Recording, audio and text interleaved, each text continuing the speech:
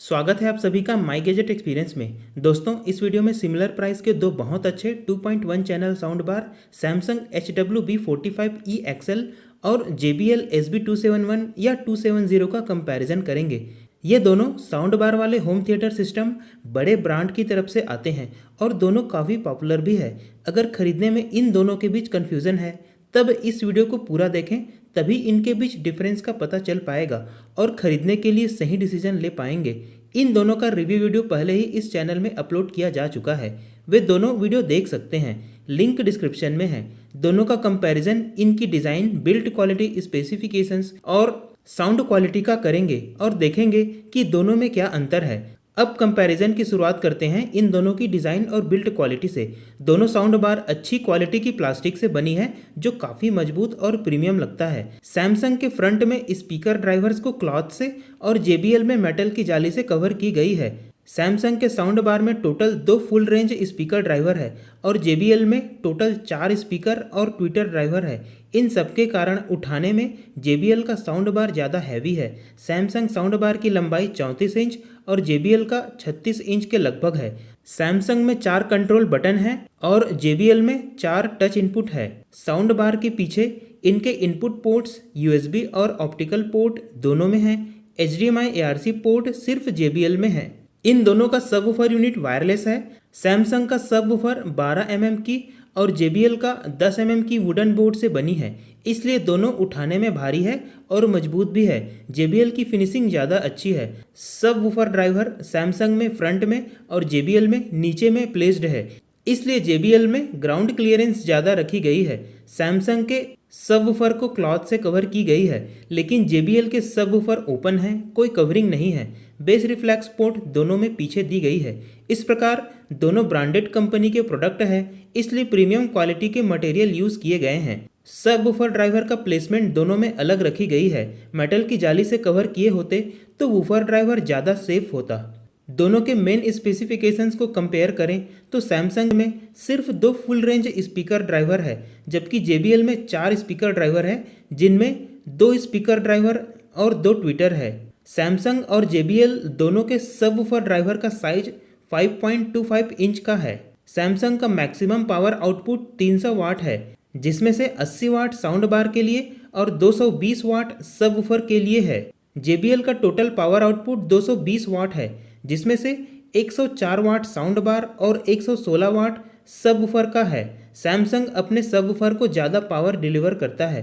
Connectivity के लिए USB port, optical port के अलावा ब्लूटूथ दोनों में है, जो A2DP और AVRCP सपोर्टेड है। JBL में HDMI ARC पोर्ट एडवांटेज है। सराउंड साउंड के लिए दोनों में डॉल्बी ऑडियो का सपोर्ट मिल जाता है। सैमसंग DTS वर्चुअल X को भी सपोर्ट करता है। इनके स्पेसिफिकेशन में यही डिफरेंस है कि सैमसंग में ज़्यादा पावर आउटपुट और extra surround sound DTS virtual X मिल जाएगा, जबकि JBL में 2 ट्विटर्स और HDMI ARC पोर्ट एक्स्ट्रा मिल जाएंगे। अब इनके साउंड क्वालिटी को कंपेयर करने के लिए बारी बारी से ऑडियो प्ले करेंगे।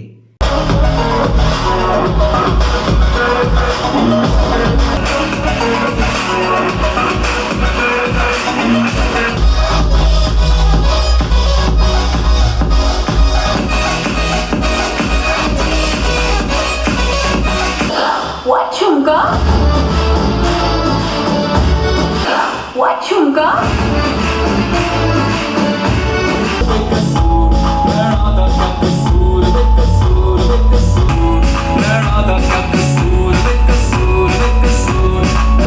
कभी बारिशें भी उसको, कभी बारिशें भी उसको।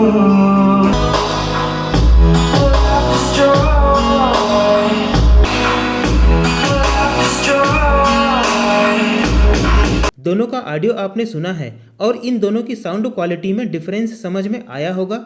इतना ऑडियो सैंपल काफ़ी नहीं है, इसलिए कुछ रिकॉर्डेड फाइल्स ड्राइव में डाले हैं, उन्हें सुनेंगे तो अच्छे से समझ में आ जाएगा। इन दोनों की साउंड क्वालिटी शानदार है। दोनों होम थिएटर सिस्टम में डीप बेस बढ़िया सुनाई देता है, वोकल्स और ट्रेबल्स भी सही से सुनाई देता है। फिर भी साउंड सिग्नेचर में डिफरेंस है। जहां सैमसंग के ऑडियो में लोअर बेस बूस्टेड है, मिड रेंज वोकल्स क्लियर है, अच्छी इंटेंसिटी के साथ सुन पाएंगे और ट्रेबल्स कंट्रोल्ड है, इसलिए ऑडियो में क्रिस्पनेस कम है। दूसरी ओर JBL के ऑडियो में नेचुरल डीप बेस प्रोड्यूस होता है।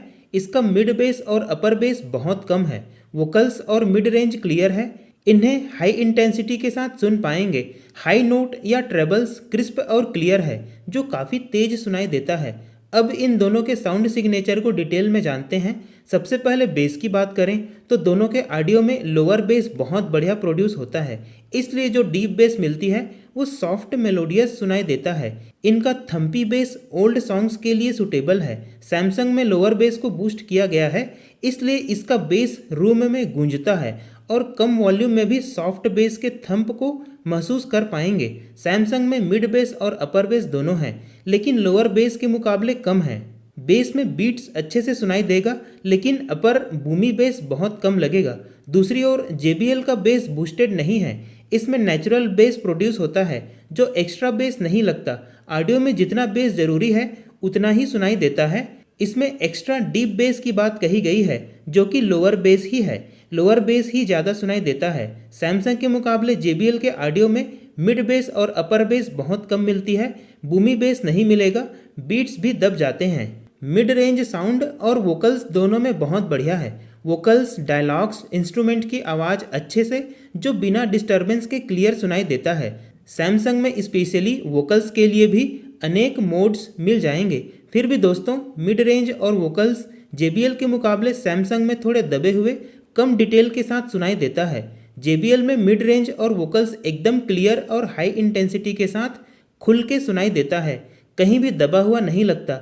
कई इंस्ट्रूमेंट की आवाज़ सैमसंग में बहुत कम मात्रा में सुनने को मिलेगा, लेकिन वही आवाज़ JBL में उभर कर सुनाई देता है। ट्रेबल्स में भी यही सीन है। सैमसंग में फुल रेंज के 2 ड्राइवर होने के कारण ट्विटर जैसे क्रिस्प ट्रेबल्स नहीं मिलते हैं।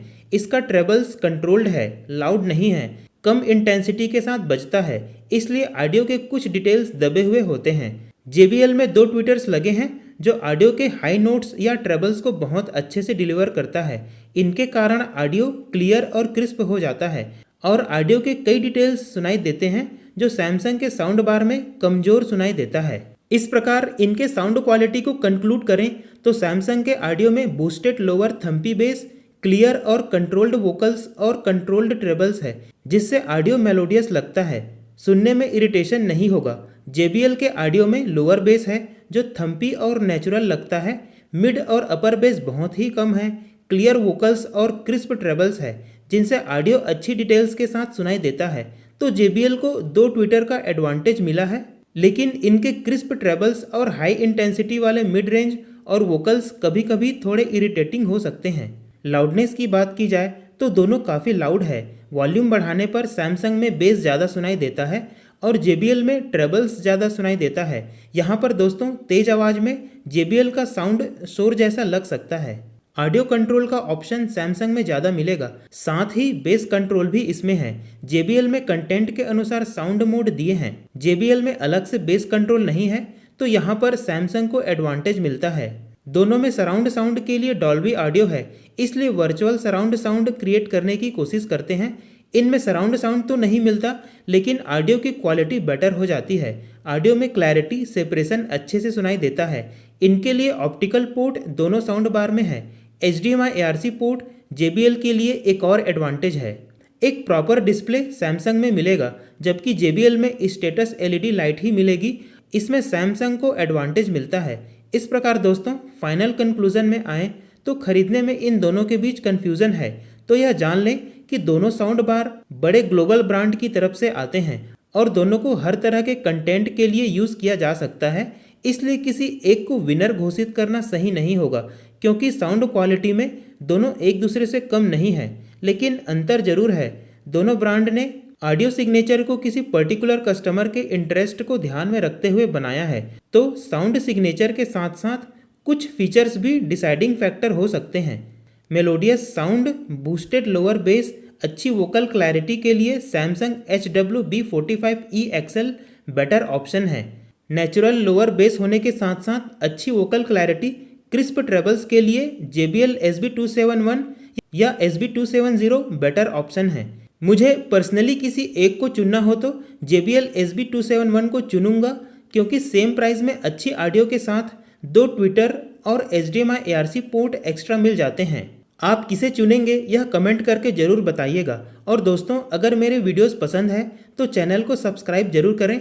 इससे नए प्रोडक्ट खरीदने, रिव्यू करने और कंपेयर करने के लिए एनकरेज होते हैं। वीडियो देखने के लिए धन्यवाद।